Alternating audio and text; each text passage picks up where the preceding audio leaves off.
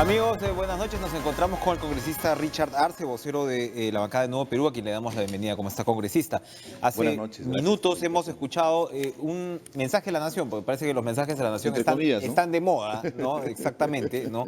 Esta vez del fiscal de la Nación, Pedro Chávarri, en respuesta a su inclusión, ¿no? Como presunto miembro por parte de esta mafia, pues, de los cuello blancos del puerto. En realidad, el fiscal Pablo Sánchez ha entregado su denuncia y aparte, ¿no? Se ha entregado pues una lista con lo que los colaboradores eficaces estarían, ¿no? Incluyendo dentro de esta mafia, dentro de esta organización. Está no solamente el fiscal de la Nación, sino otros dos fiscales supremos. Y él ha salido a decir básicamente que detrás de esto está el actual gobierno, ¿no? Que detrás de esto está el actual gobierno y que ya se va a saber en los próximos días, ¿no?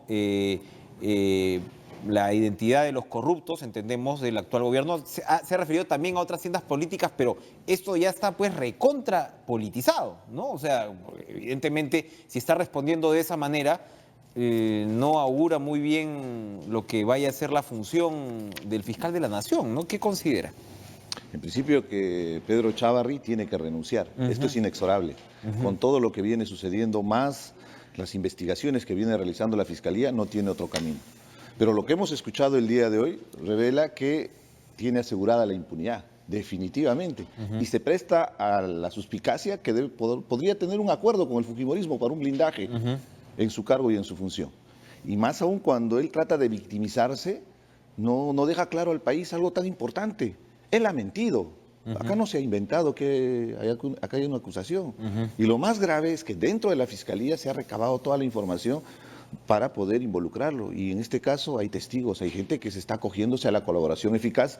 Y esto es grave para el país. Imagínate, el fiscal de la Nación, la persona encargada de manejar todo el sistema de las acusaciones fiscales, donde están los diferentes delitos penales y teniendo casos emblemáticos como es el tema del Lavallato, que esté involucrado en este nivel de corrupción, dentro de este marco de los audios de la vergüenza, donde están vocales supremos, políticos, y el fujimorismo tiene mucho que ver. Frente a eso, definitivamente las fuerzas políticas tenemos la obligación de salir al frente, confrontar y pedir la renuncia, que ya lo debió haber hecho por decoro, por ética. No lo va a hacer, claramente no lo va a hacer. Inclusive ha violado el código de ética de la función pública, el código de ética del Ministerio Público.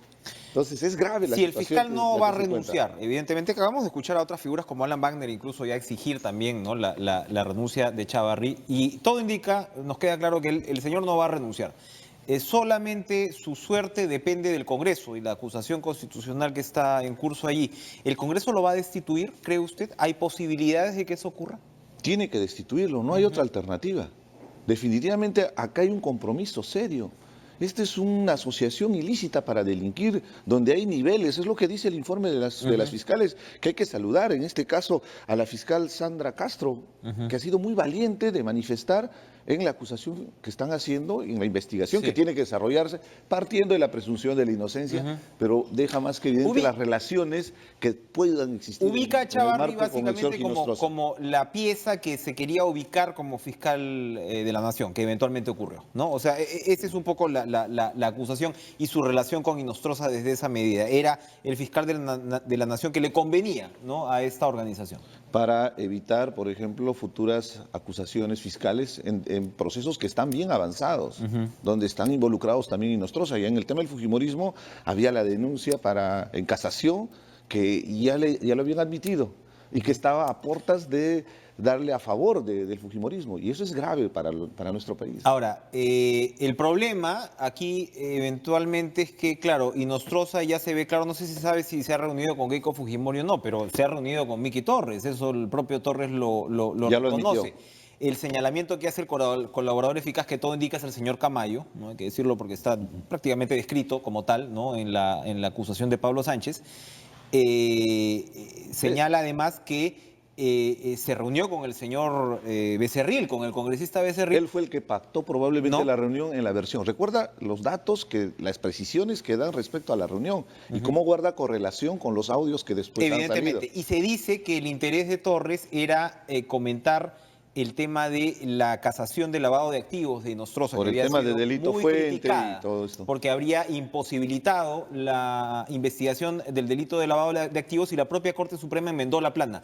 Todo indica que había puesta en marcha un operativo para sacar esta casación vía legislativa, es decir, para convertirla en ley. Ya lo hemos visto en el caso del señor Eresi, que poco se ha analizado esa parte, pero ahora estamos viendo que se confirmaría por el lado del fujimorismo. Esto me lleva a preguntar, si a Chávarri no lo van a destituir, ¿hay posibilidad de que Inostroza no se tramite contra él como debe ser la acusación constitucional? Porque esto ya se acerca a la candela, ¿no? O sea, Inostroza mismo podría plegarse a la colaboración eficaz, eventualmente, y eso no le va a gustar al fujimorismo. Podríamos llegar a ese Si el punto. Congreso Inostroza no podría asume, salvarse. si el Congreso no asume su responsabilidad frente a lo que ha sucedido con Inostroza, simplemente la calle va a salir. Y el Congreso ha perdido ya la credibilidad prácticamente. Tenemos 8% de aprobación. Así es. Entonces, esta es una gran oportunidad de mostrar si estamos con la corrupción o no estamos con la corrupción. Así es simple. Esto es un tema dicotómico. O sea, si se quiere blindar a estos jueces corruptos o se quiere sancionar. Y lamentablemente en este amparo legal ellos tienen el antejuicio político, que es este proceso desde la subcomisión de acusaciones pero ¿qué pasa? Pues, constitucionales. pongámonos en la situación que el fujimorismo ya no ve esto como, no sé si en algún momento lo vio, como un juego meramente político, sino algo que puede tener consecuencias penales. ¿Cómo presionar al Congreso entonces para que vaya a obrar como se debe en este caso? Estamos hablando de la presión ciudadana, estamos hablando de las calles, estamos hablando de que el Ejecutivo podría hacer algo más, la famosa figura de la cuestión de confianza podría adaptarse de alguna manera a una situación como esta. ¿Qué hacer? Sí, podría ser una alternativa, pero para eso estamos las fuerzas de oposición en el Congreso, para levantar nuestra voz, por más que nos limiten a la hora de hablar en el Pleno. Ustedes van a denunciarlo todos los días y van a exigir todos los días que tanto de la renuncia de Chávarri como la destitución y el levantamiento de la inmunidad, pues hay que decirlo así, de Inostroza y de los demás. Y de todos los que están involucrados con las acusaciones constitucionales. Están los consejeros del CNM. Lo que ha hecho el fiscal Sánchez con la acusación constitucional es bastante grave porque nos ayuda ya a tener mayores informaciones. Encaja las piezas, ¿no? Va formándose el rompecabezas. Y ahí había un tinglado para proteger específicamente al fujimorismo, a Keiko Fujimori. Cuando hablamos de la casación, estamos hablando de un proceso fiscal que está bien avanzado, donde se tiene información de financiamiento ilegal. Las personas que han dado la plata ya confirmaron que no tienen ni siquiera para cubrir sus necesidades básicas y que jamás donarían esa cantidad de dinero porque es irreal. Entonces, con argumentos surrealistas pretenden desacreditar una investigación fiscal. Y evidentemente, fíjate, este detalle también es muy importante. Él está a cargo de la Fiscalía de la Nación, pero es la propia Fiscalía que ha emitido los documentos. Es un fiscal supremo el que está haciendo la acusación. Si él se mantiene en el cargo, ¿qué va a hacer con los fiscales que valientemente están denunciando? Esa es la otra, crítica la situación institucional de la Fiscalía. Es insostenible. Tenemos que declarar en emergencia el Ministerio Público. No hay otra alternativa. Y ahí desde el Congreso, a las fuerzas democráticas, tenemos que exhortarle la fortaleza que necesitan para que pueda actuar estos fiscales probos que están tratando de mostrar, a pesar del riesgo que están asumiendo, porque pueden perder el cargo, pueden estar sujetos a denuncias, a tipo de persecución. Tú sabes, al final esto parece una mafia. Sí, claro. Escuchando a Inostroza, esto es una mafia. Y es bueno que se configure el delito de la asociación ilícita para delinquir como una organización criminal, porque eso da mayores penas. Recuerda bien que este marco del juicio previo que se hace te delimita el espacio donde se va a hacer la investigación fiscal posterior. Para ello es importante que en el Congreso, en la subcomisión de acusaciones constitucionales que el congresista Pacori ha presentado en los plazos establecidos, han salido varios fujimoristas a pretender desacreditar el informe que ha hecho el congresista Horacio Pacori. A pesar de todas las limitaciones, nosotros no tenemos 30 asesores como tiene la Comisión Lavallato. Con los recursos que tenemos en el Congreso y sobre todo la buena voluntad y el trabajo, se ha presentado un informe técnico legal sobre la base del debido proceso. Ahora ya la pelota, como quien diría, está en cancha del fujimorismo, que por ejemplo tiene que convocar inmediatamente a la comisión permanente el día lunes. El señor Salaverry tiene la obligación moral de convocar el día lunes a la comisión permanente para admitir estas denuncias nuevas que están ingresando sobre acusaciones constitucionales. Y de la misma manera, la subcomisión de acusaciones constitucionales tiene el plazo inmediato para escuchar la versión de parte de los acusados. Y de una vez, con la mayor celeridad, para quitar este ambiente de impunidad, se pueda sancionar y retirar del cargo a este señor Inostroza. Fíjate, en el caso hasta del señor Benicio Ríos, ha vendido hasta sus cosas mientras se aprovechaba de este espacio. Evidentemente, que no se podía hacer la acusación como corresponde. Él tiene que estar tomando ventaja en un momento como este. Ahora, este debate penal complicado, muy delicado, realmente es muy, muy delicado, compromete el futuro, la posibilidad del referéndum que se está apuntando para poder llevar a cabo las reformas políticas. Eso El también tampoco quiere hacerlo. guarda una correlación y es interesado. ¿Por qué no quiere el fujimorismo el referéndum? Si el referéndum va a ser justamente para reformar nuestro sistema de justicia, para reformar ese poder judicial. Lo que dicen es que la reforma política entorpece, o la oportunidad y la forma en la que se ha planteado la reforma política entorpece el tema de fondo, que era la reforma de la justicia. Eso es lo que señala el fujimorismo. La respuesta es que hacía el congresista Becerril pactando reuniones para poder tener una reunión con la señora acá. ¿Qué hacía el señor Becerril acordando con los consejeros del Consejo Nacional de la Magistratura para la elección de jueces y fiscales para favorecer a uno de ellos? Querían un sistema de justicia acorde a su talla, querían buscar impunidad. Hay que salir a denunciar y la población en la calle está muy molesta. Está muy molesta. Está muy molesta, muy indignada por todo lo que viene sucediendo. Ojo, acá hay un detalle. Estamos en semana de representación parlamentaria.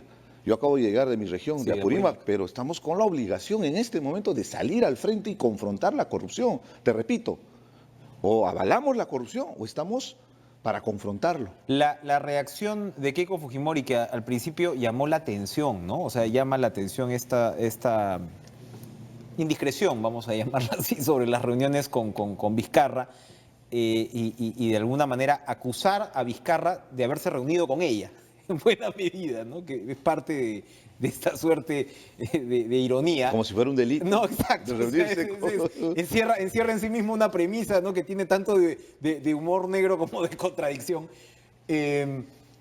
Pero esto nos puede, porque claro, comenzamos con eso, luego seguimos con el equiparamiento de la mentira de Chávarri con la del presidente Vizcarra, y algunos pues han soltado la pelota a una posible vacancia presidencial, ¿no? O sea, que sería pues una premisa, como decimos, totalmente absurda, porque estarías jalando lo que fue el proceso contra Kuczynski para terminar vacando también a su sucesor de alguna forma.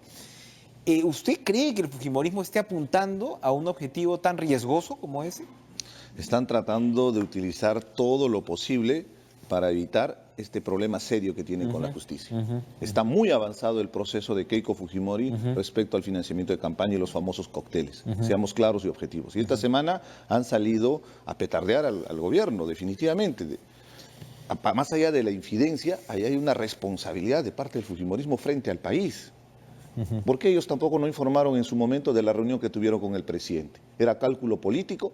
¿Era un aprovechamiento? ¿Habían acuerdos de por medio?